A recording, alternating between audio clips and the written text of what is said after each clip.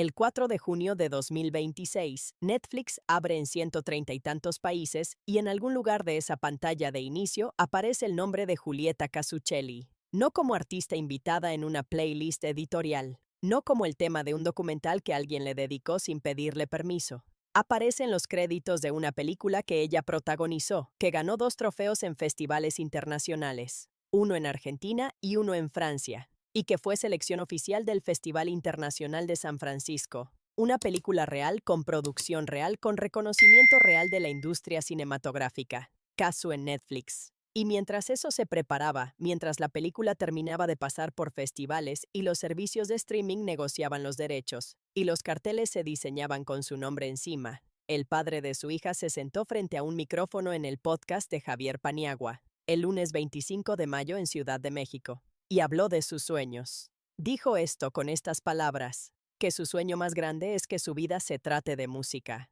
que algún día quiere escribir una película, dirigirla, actuar. Algún día. Eso dijo Cristian Nodal el 25 de mayo de 2026.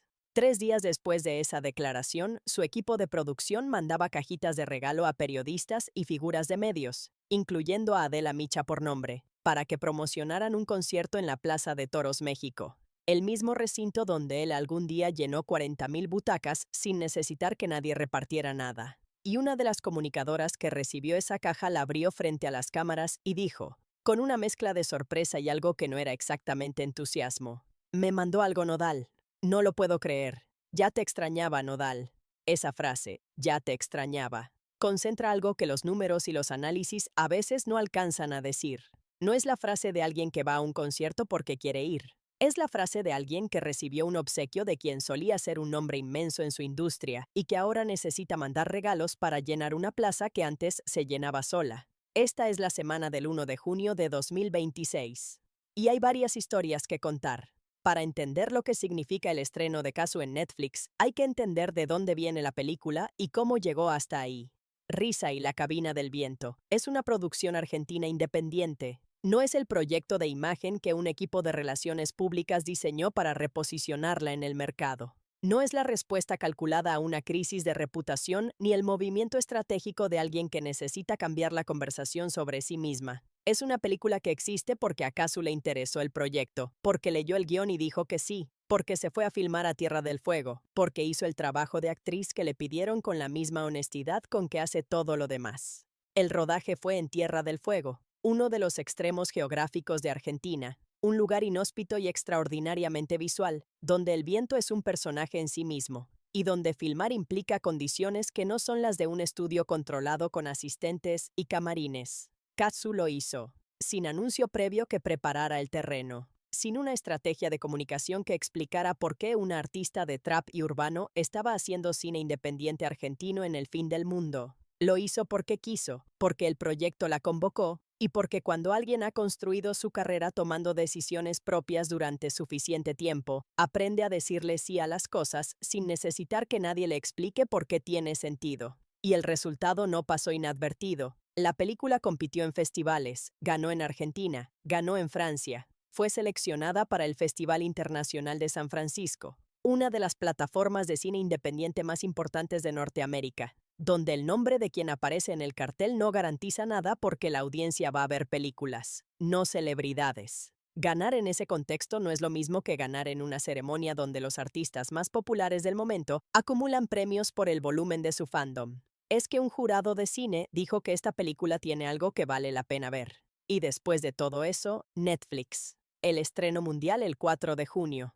Hay algo que vale la pena nombrar sobre lo que significa estar en Netflix en este momento de la carrera de Casu. Hace 2 años, su nombre estaba en el centro del escándalo más seguido del entretenimiento latino. Y estaba ahí sin haberlo elegido, sin haber iniciado el drama, sin haber hecho nada más que vivir su vida mientras todo se derrumbaba alrededor de ella. El mundo la conoció en ese contexto. La parte del mundo que no la había seguido desde sus inicios en el trap argentino llegó a su nombre a través del dolor. Y ahora ese mismo nombre aparece en los créditos de una película con premios internacionales que se estrena en la plataforma de streaming más grande del mundo. No como víctima de nada, como actriz, como artista que hizo algo que vale la pena ver. Hay una ironía que nadie en la farándula está conectando con la claridad que merece, y tiene que ver con lo que dijo Nodal en ese podcast, que su sueño es el cine, que algún día, que quiere escribir una película, dirigirla, actuar. Lo dijo en presente, como algo que todavía no existe pero que desea. Y al mismo tiempo, en ese mismo momento de la historia, la madre de su hija ya lo había hecho, no como sueño futuro, como realidad presente con 2 trofeos de festival encima y una fecha de estreno en Netflix. No es una acusación, es una fotografía. 2 personas que salieron de la misma historia, que compartieron una hija, que estuvieron en el centro del escándalo más seguido del entretenimiento latino en lo que va de 2026, y que en este momento específico de junio están en lugares completamente distintos. Uno habla de lo que algún día quisiera hacer. La otra ya lo hizo. Y el mundo lo va a ver el 4 de junio cuando abra Netflix. Vale la pena detenerse en el podcast donde Nodal hizo esa declaración, porque el contexto importa. Ya tengo dueño. Con Javier Paniagua es uno de los espacios de conversación más respetados de la industria musical mexicana. Paniagua es un compositor serio, con un catálogo de trabajo real, y el tipo de entrevistador que no pregunta solo para provocar, sino para entender. Cuando Nodal habló de sus sueños en ese contexto, no estaba en un programa de espectáculos, ni en una entrevista de alfombra roja donde las declaraciones se calculan para consumo inmediato. Estaba en una conversación sobre música con alguien que la conoce. Y en ese espacio donde se supone que las respuestas son más sinceras, lo que salió fue eso, que su sueño más grande es la música, que el cine es algún día, que quiere escribir una película, dirigirla, actuar. Algún día. Hay 2 lecturas posibles de esa declaración, y ninguna favorece a Nodal en este momento. La primera es que genuinamente no sabía del estreno en Netflix de la película de Katsu cuando dijo eso, en cuyo caso es simplemente un hombre que sueña con algo que la madre de su hija ya realizó sin que él lo supiera. La segunda es que sí lo sabía y lo dijo de todas formas, en cuyo caso es alguien que elige hablar de sus propios sueños de cine en el preciso momento en que Katsu está a días de estrenar en la plataforma más grande del mundo. Cualquiera de las 2 opciones genera la misma imagen, la de alguien que está mirando hacia un lugar donde ya no está al frente. Mientras la película de Katsu terminaba de prepararse para su estreno, ocurría otra cosa en el mundo de Ángela y Nodal que pasó casi desapercibida en el ruido de la semana, pero que dice algo importante sobre el estado real de ese matrimonio. La boda religiosa que muchos esperaban para mayo quedó suspendida, no cancelada, que es una palabra definitiva. Suspendida, que es la palabra que se usa cuando no se quiere decir cancelada, pero tampoco se puede decir que sigue en pie. La explicación oficial que circuló apunta a temas de seguridad y a la situación que vive México en redes sociales. Una justificación que, dependiendo de quién la lea, puede sonar razonable o puede sonar exactamente como lo que suena, cuando una familia con recursos y contactos necesita una razón que no genere más preguntas. Nadie se quedó solo con esa versión. Y cuando nadie se queda con la versión oficial de algo en esta historia, generalmente es porque la versión oficial no tiene suficiente peso para sostener lo que está debajo. Hay que pensar en el contexto en que llega esta noticia. Ángela dejó la casa de Nodal en Houston hace días. La familia está navegando revelaciones que no puede controlar. Emiliano habla sin filtros en televisión. El disco de Pepe fracasa en tiempo real.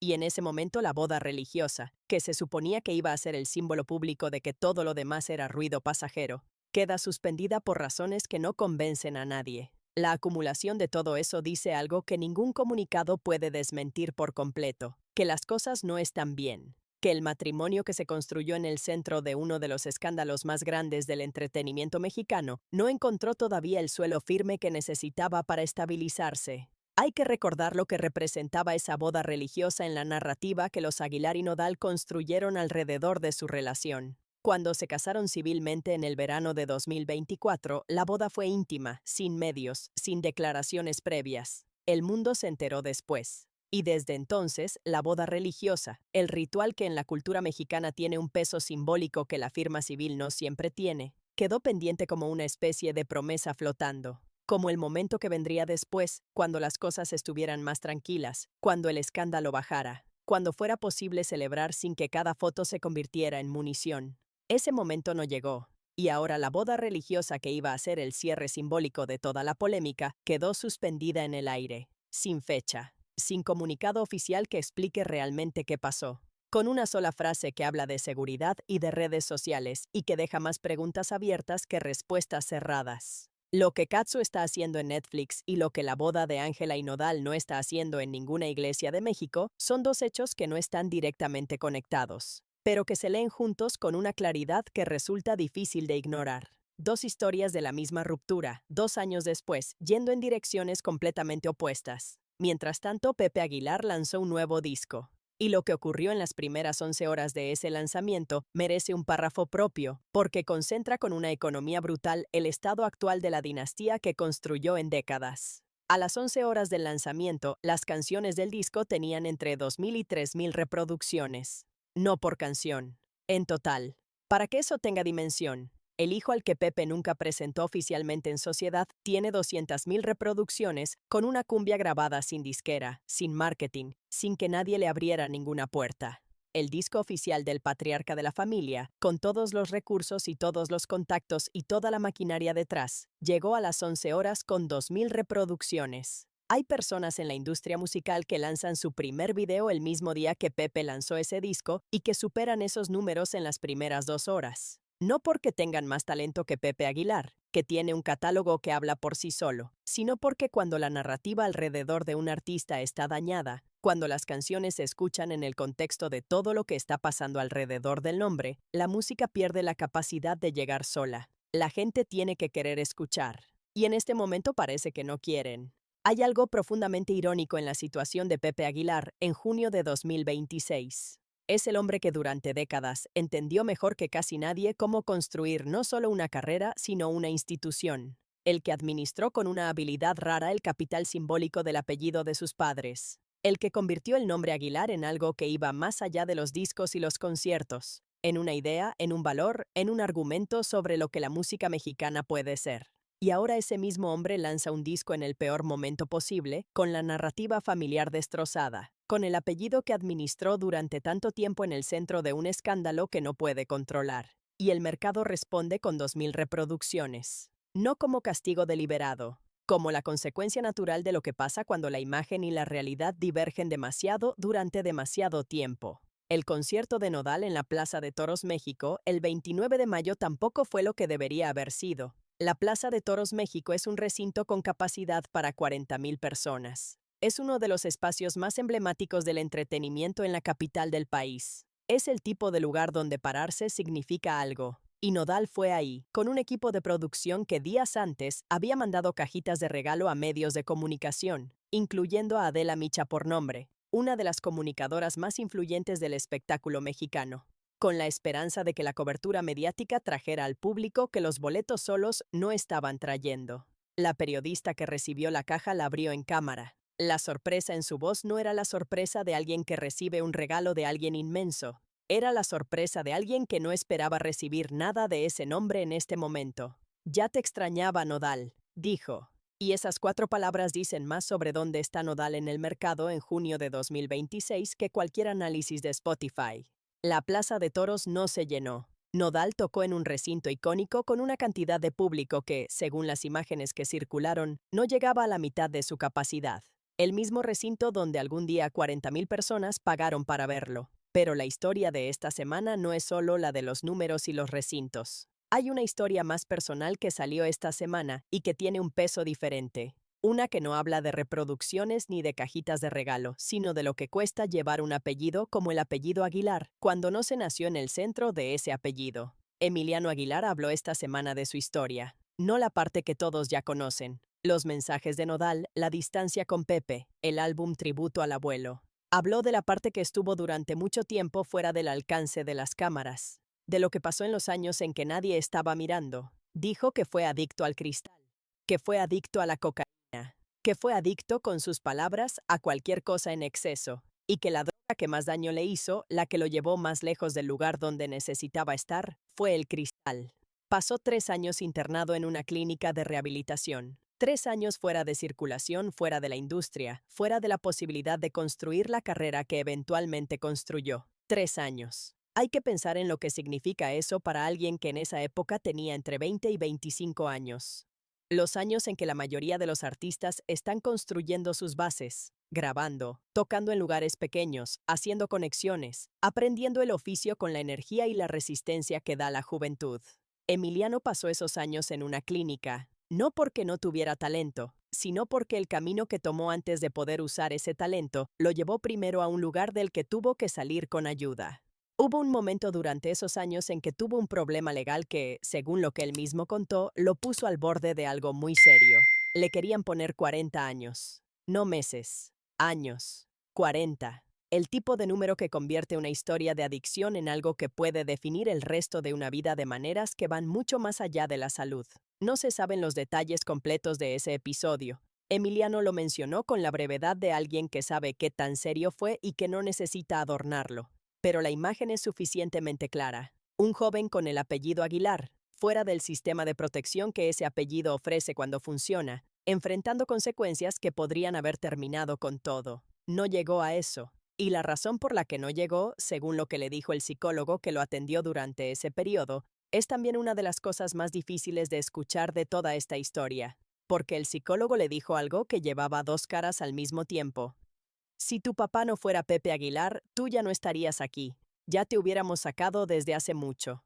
Esa frase tiene que procesarse despacio, porque es verdad en el sentido en que lo dice. El apellido dio acceso a recursos que de otra manera no habrían estado disponibles. Pero también dice algo más sobre lo que ese apellido ha significado en la vida de Emiliano. Que el mismo nombre que durante años lo mantuvo fuera del cuadro familiar, que le cerró puertas dentro de su propia casa, que lo convirtió en el hijo de la primera relación que no encajaba del todo en la narrativa oficial, es también el nombre que de alguna manera evitó que esa historia terminara de la peor manera posible, que el apellido que lo lastimó también lo salvó, y que cargar con eso, con las dos caras de esa moneda al mismo tiempo, es parte de lo que Emiliano Aguilar carga cuando habla sin filtros frente a las cámaras. Hay algo en esta historia que conecta directamente con lo que está pasando ahora. Emiliano salió de 3 años en rehabilitación, superó una situación legal que podría haber terminado en 40 años, reconstruyó algo, y en el proceso de reconstruirlo, sin pedir ayuda a la familia que no siempre estuvo disponible para pedírsela, desarrolló exactamente el tipo de resistencia que ahora le permite pararse frente a las cámaras y hablar con esa claridad que a veces resulta incómoda para quienes lo rodean.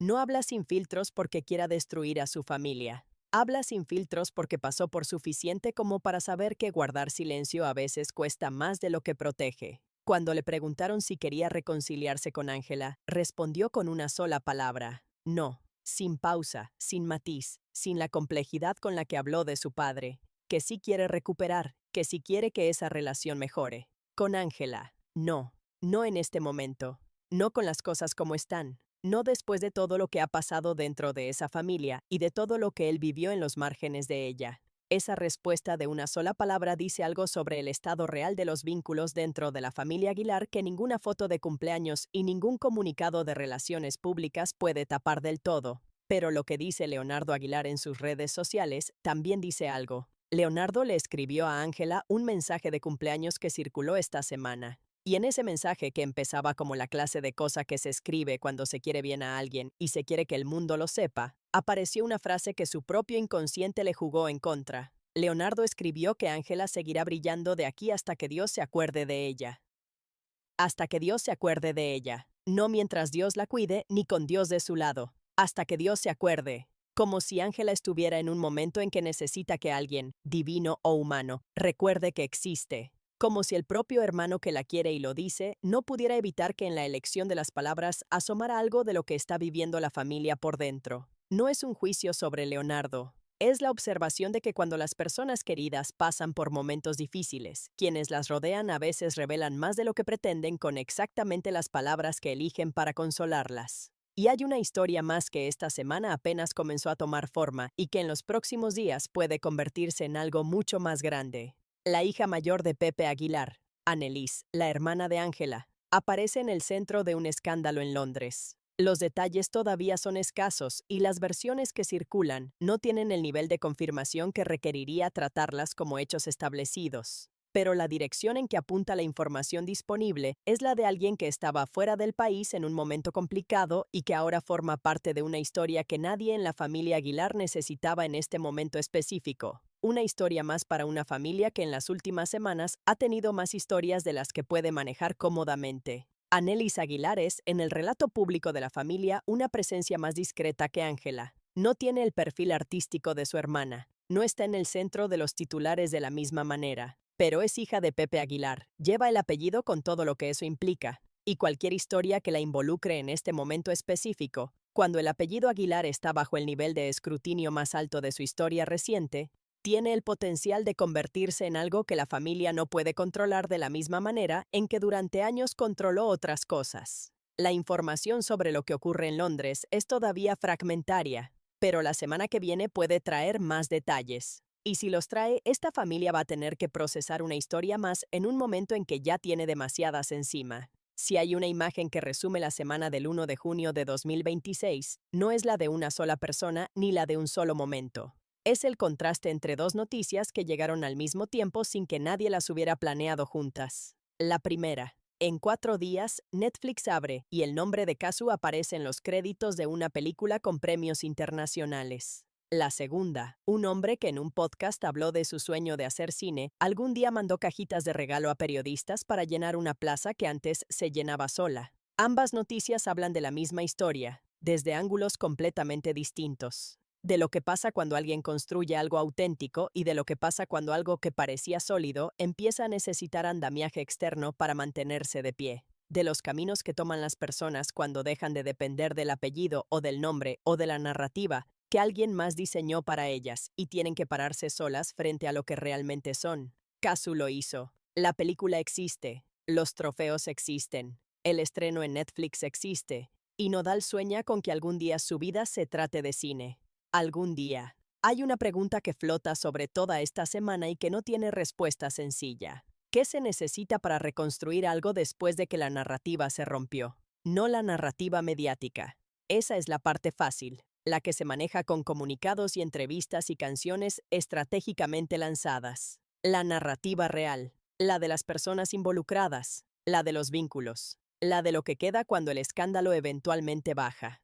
Porque los escándalos siempre bajan. No desaparecen, pero bajan.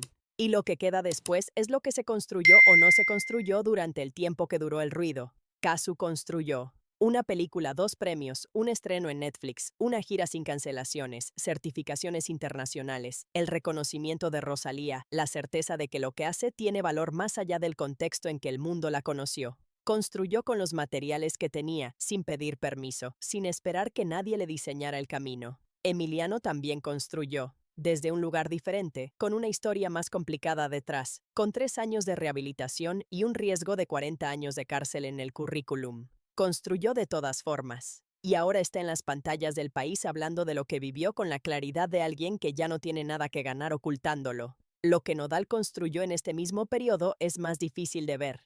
Hay canciones, hay declaraciones, hay el matrimonio con Ángela que existe en los papeles y en las fotos, aunque la boda religiosa esté suspendida. Hay el discurso de la reinvención, pero los números hablan diferente. La plaza semivacía habla diferente. Las cajitas de regalo a Adela Micha hablan diferente. Y el sueño de cine que pronunció en voz alta en el preciso momento en que la madre de su hija estaba a días de estrenar en Netflix, habla de una manera que resulta imposible de ignorar. Lo que viene nadie lo sabe. El 4 de junio se abre Netflix y el nombre de Kazu aparece en los créditos. En algún lugar de esa historia sigue estando Inti, que tiene 2 años y que no eligió ninguna de las circunstancias en que nació. Y en algún lugar de esa historia sigue estando Ángela, que tiene 22 años y que tampoco eligió del todo las circunstancias en que se casó. Y en algún lugar de esa historia sigue estando Emiliano, que pasó 3 años en una clínica y que ahora tiene 200.000 reproducciones y un disco tributo a su abuelo y una colaboración confirmada con Kazu y la claridad de alguien que ya pagó su cuenta con la vida antes de que la vida se lo pidiera con intereses. Estas historias no terminan de golpe, terminan despacio, con cada decisión que toma cada persona involucrada, con cada semana que pasa y que agrega algo nuevo al cuadro. Esta semana agregó Netflix. Y una boda suspendida, y 2.000 reproducciones en 11 horas, y 3 años en rehabilitación contados sin vergüenza frente a las cámaras. Aquí, en Café Ranchero, seguiremos contándola. Nos vemos en el café.